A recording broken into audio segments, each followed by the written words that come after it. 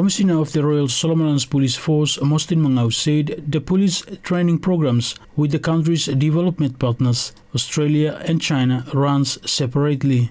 Commissioner Mangau told journalists in a recent press conference in Honiara. This was after the Opposition MP and Foreign Relations Committee Chairman Peter Canilora Jr. raised his concern over separate police training.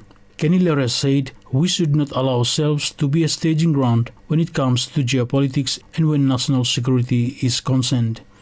However, Police Commissioner Mangau maintained the training involving 10 police response team officers in Australia is different with the training conducted by the People's Republic of China Police Liaison Team in Honiara.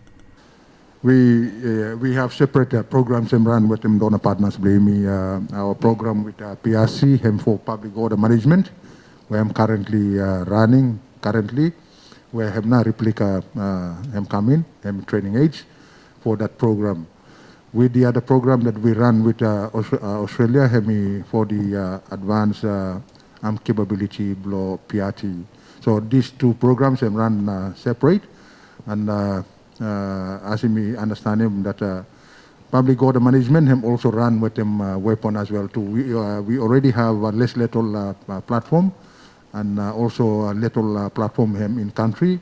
So the training him for enhancing capability for deal with him any public order incidents like what we experienced last year.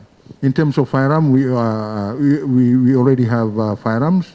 Replica, we already got replicas. And because of the method we have used by PRC training instructors, so they bring come replicas for him align with them the POM equipment we ought to provide him. In terms of weapon, it's a different program. These replica weapons have come in him for different program too. Training where him take him Australia him different program him run separate, and this training him take him PRC him different project. Commissioner Mangau said the reason why the consignment of replica rifles that was shipped in the country in a log ship is a matter of another agency to answer. As we understand him, the consignment block police riot gears quite a huge consignment. In terms of why cargo him load him come load, that's all about him a matter for another agency for answer.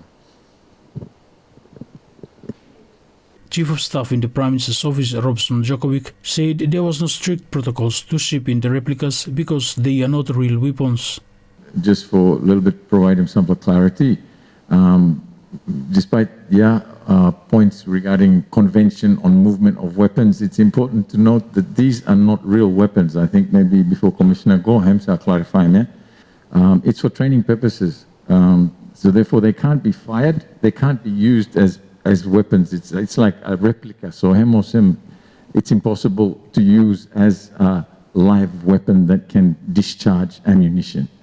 So I guess that might help to explain why there weren't such strict protocols on these replicas, and because of the point that we needed them here to go along with the riot training Bluyumi. The Parliamentary Official Opposition Group continues to hit hard on the government on this issue.